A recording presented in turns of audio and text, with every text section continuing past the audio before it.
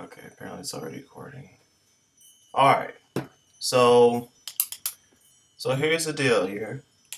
I'm gonna give y'all this verse here because last time that I made a video, I know I haven't made a video in a while, but basically just taking a little break from things and stuff. Had some other things going on, in the lifetime that,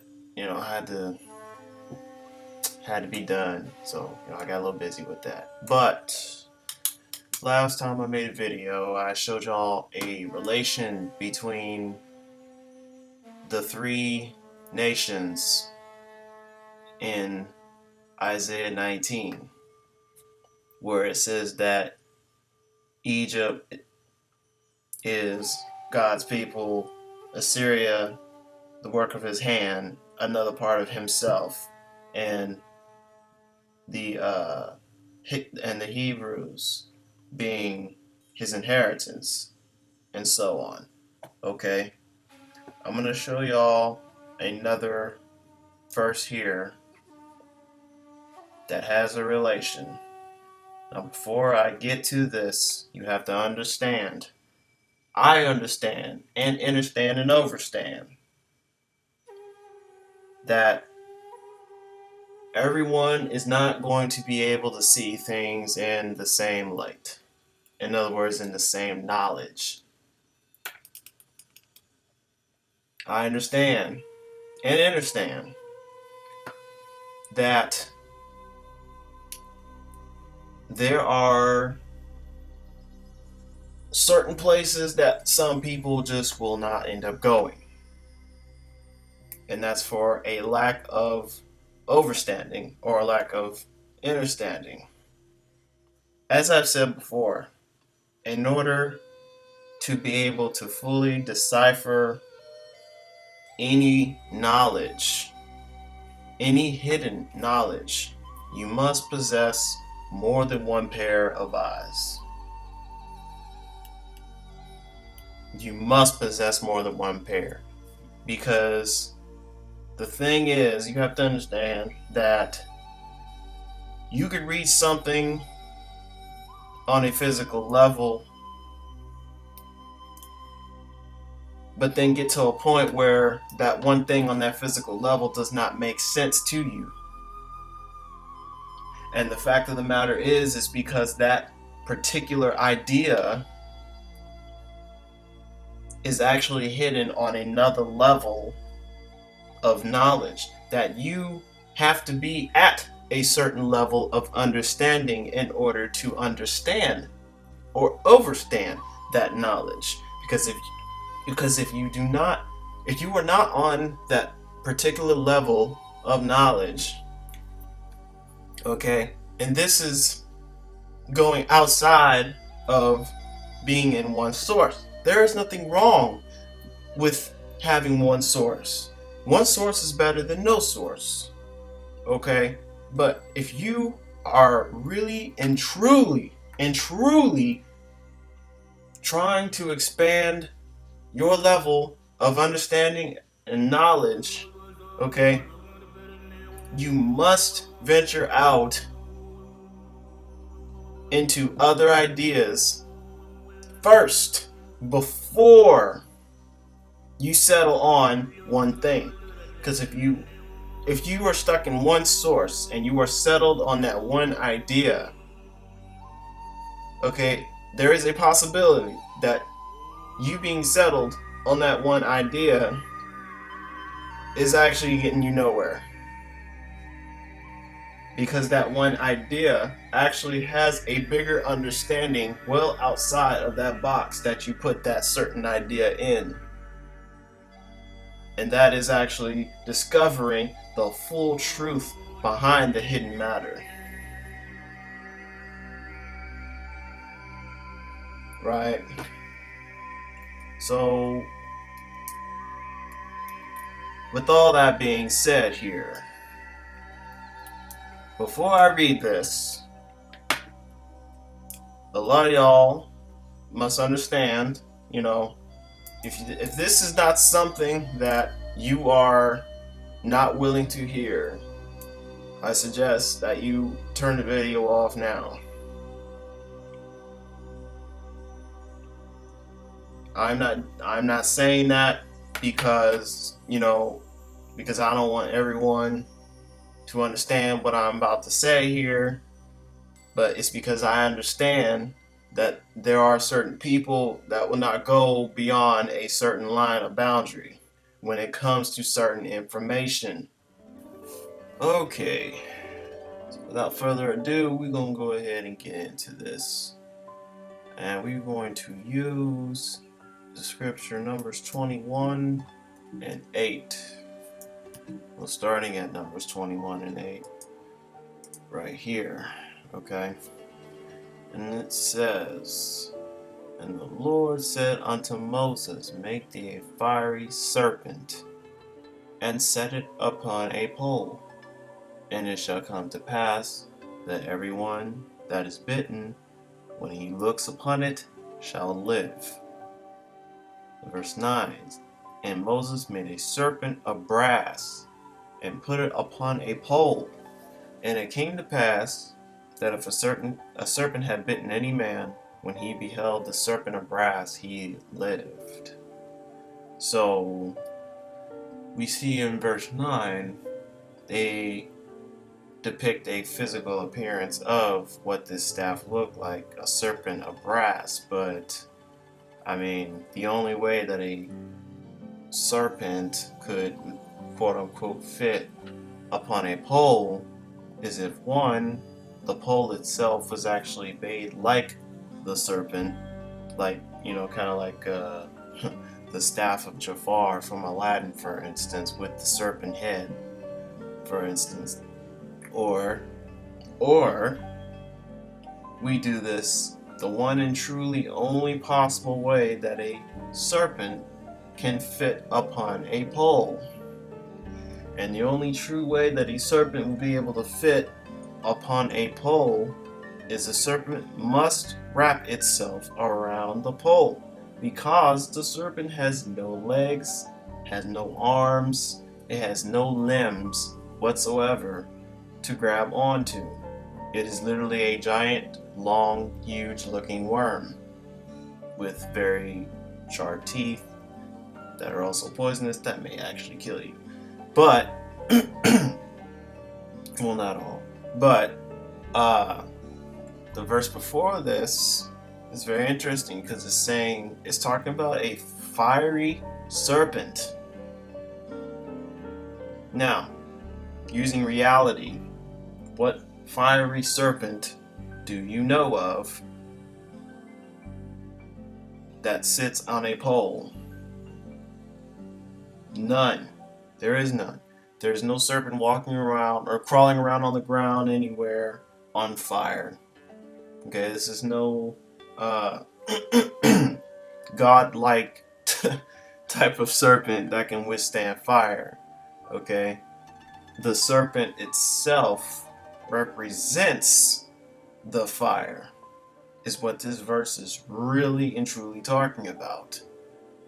A fiery serpent. First of all, when we talk about fire, because physically, if the serpent was on fire, the serpent is going to be just that, on fire, and it's more than likely going to burn to death and then die.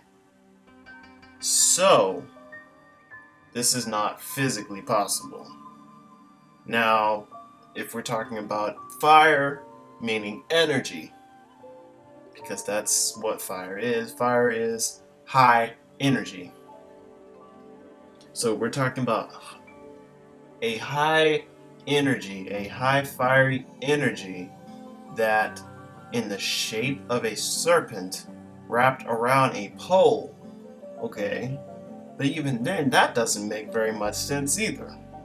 So it could just be, instead of actually being a physical thing, it is more or less more like instructions of something that is possible, instead of something that is physically just that, like a physical symbol. However, Let me show you a symbol real quick, because this symbol, or excuse me, this scripture, this idea has actually been used, and it is still used today. It is used everywhere, all over the place. When it comes to the EMS, when it comes to ambulances, when it comes to hospitals. Look at this symbol. It is a serpent that is wrapped around a pole that is sitting in the middle of this six-pointed symbol. Well, here is the thing. Okay, this particular symbol is called the Star of Life. That's what they call it. They call it the Star of Life. This information that they are using here is not new information. This is old, regurgitated information wrapped up into a symbol, in hopes that many people will not grasp the idea behind it, but it's a little too late for that. So, here we have a six-pointed symbol. Now, this symbol is actually a star. It is a six-pointed star with a pole in the middle with a snake wrapped around it. Now, when we go back to the scripture here, it says, a fiery serpent, and set it upon a pole. So if we're looking at this symbol as a serpent set upon a pole, imagine the serpent here, not as an actual snake. Get the snake thing out of your mind. Just get it out of your mind, okay? Think of this serpent on this pole as pure energy. That's all it is. Think of it as pure fire energy. Matter of fact, imagine it as fire. Imagine this is fire wrapping around this pole. Now, there's another symbol here that's not being told because of the pole. The pole is a long staff, but what does the pole represent in this case here? There's only one possibility, and the only possibility is that this pole actually represents a spine. So you have a spine, you have this energy going up this pole like this. There's only one possible way, or one possible idea that this quote-unquote idea is pertaining to. It's talking about energy that rises up on the spine just as a serpent wraps itself around a pole. Are you kidding me? This is the same type of idea, for instance, that Hindus have, that other various ancient cultures used or had or practiced, or what have you. Okay, this fiery energy going up this pole, I'm just going to say it like it is, represents what they call Kundalini type of energy, because the pole represents your spine. Okay, so we are talking about what? We're talking about pseudo science. No, I don't believe anything is pseudo. That's crap. Okay, if people don't believe the energy fields don't exist, let me give you an example. Have you ever had an old school radio or some type of old school type of some kind of device that's giving off signal, like for instance a radio, and you're trying to listen to a station, for instance AM radio, and you're trying to get the signal clear, so you keep trying to move it to the perfect signal, but for some reason it keeps on messing up, right? But for some reason, when you take your finger or you take your hand and you touch that antenna, somehow or another, mysteriously, magically, the signal comes in a lot clearer. How is that possible? That a human's touch can make a signal more powerful, because you are feeding energy to the already energetic type of signal that it is giving out. You are giving it more juice. You are giving it more power. That is your energy field, your energy that comes from you that is giving that signal more power. Okay, you don't have to believe this if you don't want to, but I've already warned you before I kept going on that it would be like this. Okay, that's just how it's gonna have to be. That's just how it's gonna have to be. But that is what it is not pseudo. There is nothing, absolutely nothing pseudo about any of this crap. So the hell with all of that pseudo talk.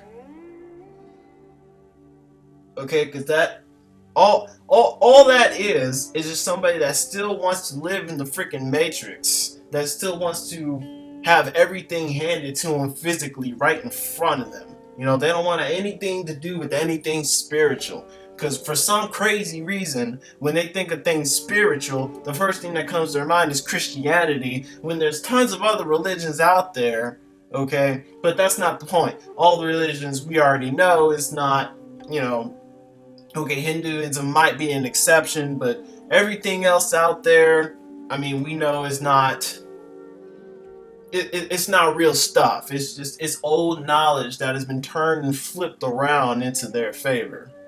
That's all it is. And it's being used against you to actually shut you down instead of bring you up. You get what I'm saying?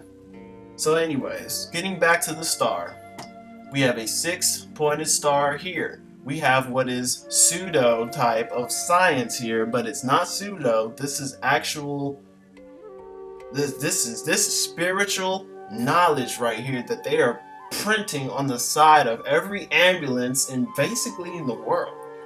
I mean, even in Latin America, they still have that symbol on the side of their ambulances. In Europe, in the United States, I mean, it's still there. You know what I mean? So, but this is crazy because this type of idea is supposed to bring you alive. That's what it says here. They shall live. This is not talking about physical life and death. This is talking about spiritual life itself.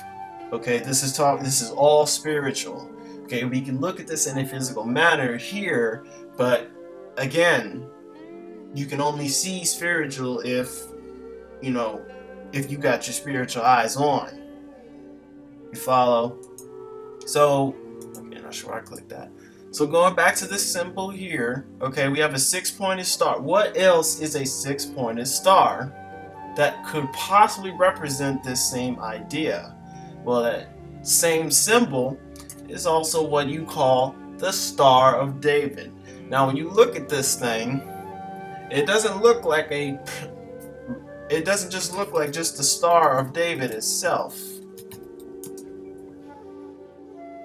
which is just the one little star, you know, for instance, you know, it's just the one lonely little star and everything. But as you can see, this one, it's got a little more depth to it.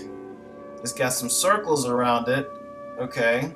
Well, and it's got all these extra lines going on here. That's because this thing is not just any shape.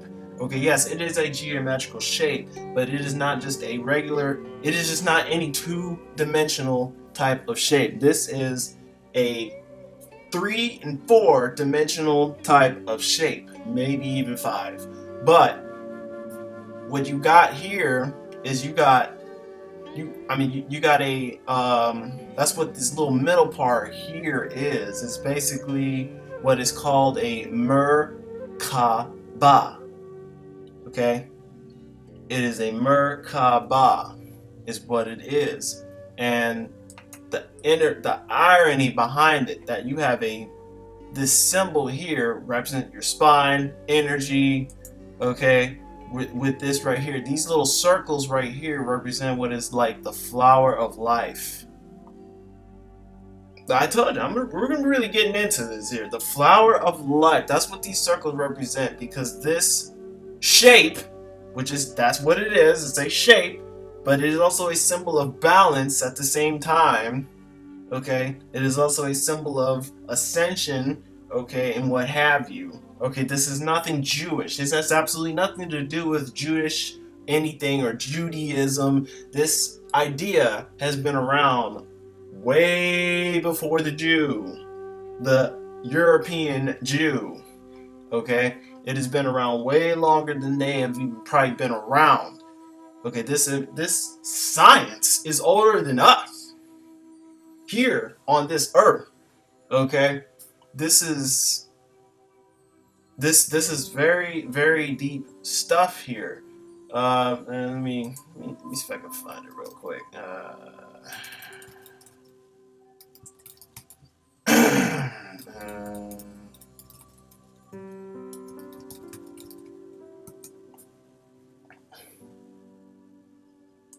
Okay, well, we'll start with this.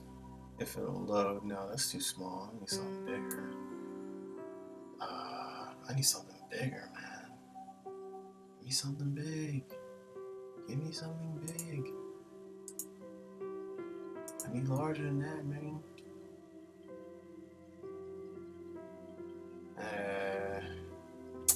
Well, okay, well. It's kind of hard to see on that one. Well, anyways, this is basically what you got here. You can kind of see it a little bit, but as you can see your, your quote-unquote Star of David here. Okay, there is nothing pagan about this symbol. It has nothing to do with Baphomism or any other garbage.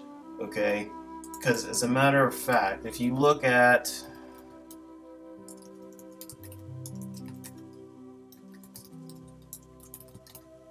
I think that's what her flowers are called, but anyways, if you look at like these right here, I mean, look at this. This is a Asiatic lily. Look how many sides it has. Look at the shape of it. From the top, it is shaped just the same as your quote-unquote paganistic type of shape here. So nature is pagan, huh? Not only this, when you look at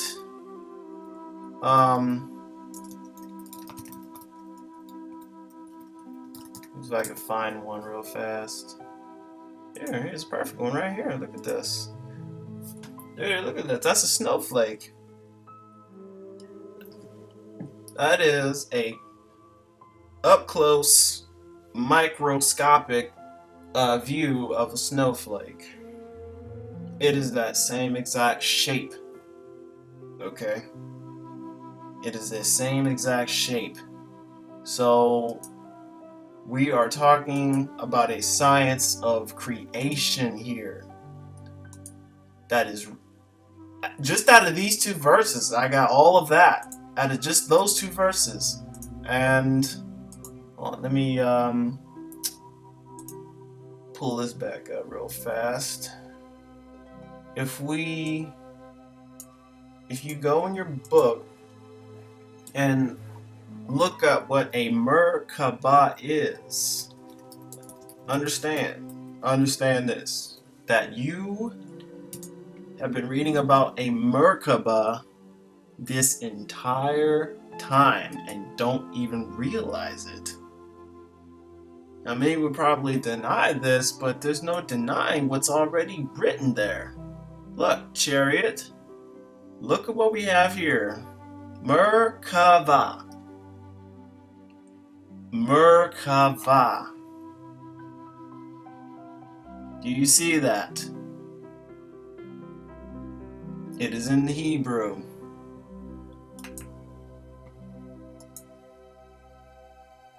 It is in the Hebrew. Merkava. It is in the Hebrew. Now, let me see if I can find it in Ezekiel here. Oh my God, well, you got the idea. I mean, just the first two right here, you know, where it's talking about a chariot. Now, why is it this one? Yep, this one too. Of his chariots, Merkava. Now, a Merkava, what is a Merkava? A Merkava is literally a what they call an ascension vehicle. Okay? Now, when you talk about a Merkava, it literally means, or it closely means a vehicle of God. Matter of fact, yep, vehicle of God. This thing. Rocking it. Like they own it. It has nothing to do with them. Has nothing to do with any type of, like I said, any Jewish anything. Okay? Even these Hebrew letters here actually have a meaning. As a matter of fact, they are numerically equivalent. I'll get into that another time, but we're focused on this interesting little scripture here that is pertaining to this, that has something to do with a Merkava, that has something to do with the Star of David, which I don't know why, but for some reason somebody said the Star of David, the six-pointed star, has something to do with the pentagram. I honestly don't know where that came from, because a pentagram has 5 sides, this has 6. I mean, really? But anyways, it's not important. The important thing is that this thing is actually talking about, this is more or less a formula of how to raise your consciousness. Because when this happens, when you become alive, you don't become physically alive, you become spiritually alive. When this happens, when this quote-unquote energy rises up this pole, aka your spine, because the top of your spine leads up to your brain, which is located where your thalamus gland is located. It is literally right there at the end. So when it gets up to the top, the quote-unquote bite represents life. So when this energy reaches up to the top of your spine, which ends near the thalamus area, it becomes a gateway of consciousness to new knowledge. Oh my goodness. This is not the first place that this sort of things is in here. I'll get into it another time, but there's also another scripture pertaining to Jacob's ladder, and next time I'll go into more detail of what the Hebrew is really all about, and what does it have anything to do with this idea. Now, because a lot of people will say that this is a esoteric type of idea, but you have to understand, what is it doing written inside of your book? What is it doing written inside the Bible? Now, the funny part is, there is a book out called The Africans That Wrote the Bible.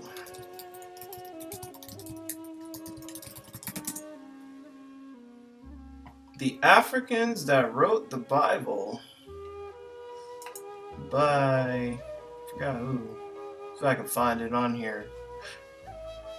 What's the first name that is on the front of the damn cover? Really? The Africans who wrote the Bible? With an Ankh on the front?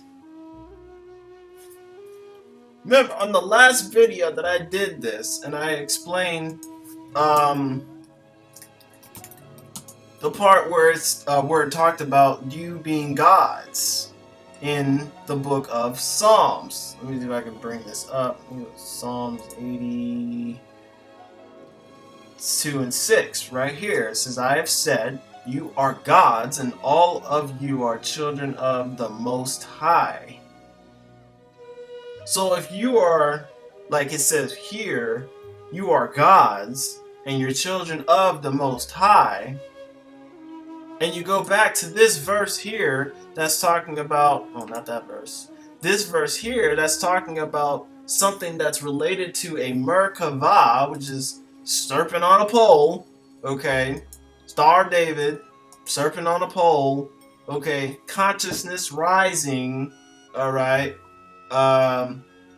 Because when that happens, the Merkavah becomes activated, and when it becomes activated, it becomes light. It becomes like literally a vehicle that you can actually transport interdimensionally through different dimensions, and several other things that you can do. Now, what's really funny is in 2012, at the beginning, literally the very beginning of 2012,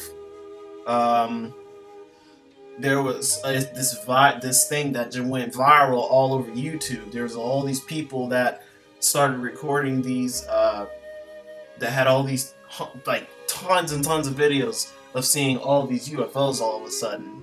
Now, when we see a UFO, what do you see? You see this light orb in the sky. Because what you're really seeing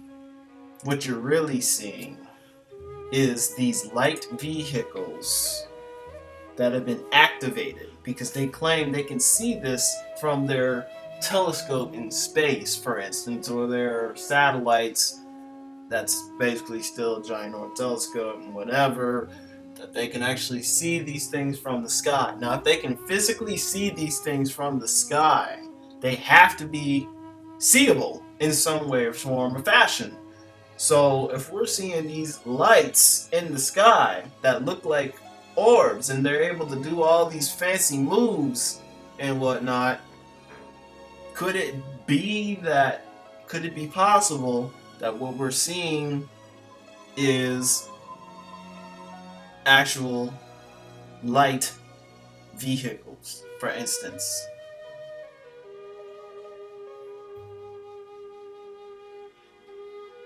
I mean, let's make the connection here.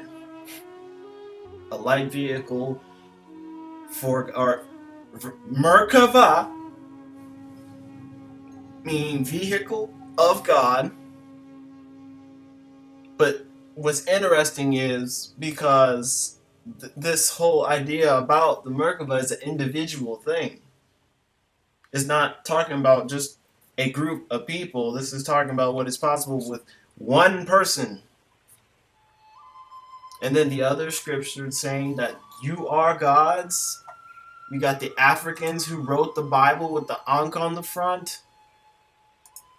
And Isaiah 19 that claims that the Egyptians, the Assyrians, and of course, the Israelites, all being a part of the Most High. We got a lot of thinking to do here. A lot of thinking to do, because that's a lot to think about. I know it is. I know it's a lot to think about. But the problem is, people don't take the time to think about it because they're so busy listening to what somebody else said about it. They don't want to go research it themselves. They're just taking for granted what they told them, or what has been told to them. And without researching yourself, how are you ever supposed to know?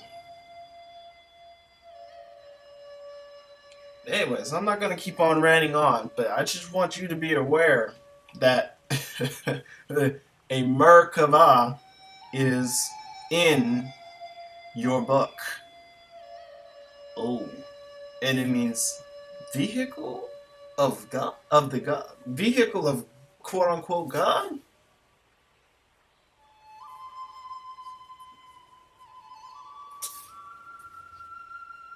So alright,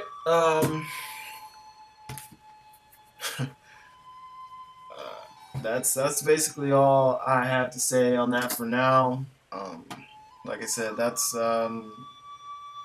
something that should really start thinking about here. Why this is in there? Because as a matter of fact, like I said, there are plenty of other scriptures in here that pertain to this quote unquote idea or science, if you will,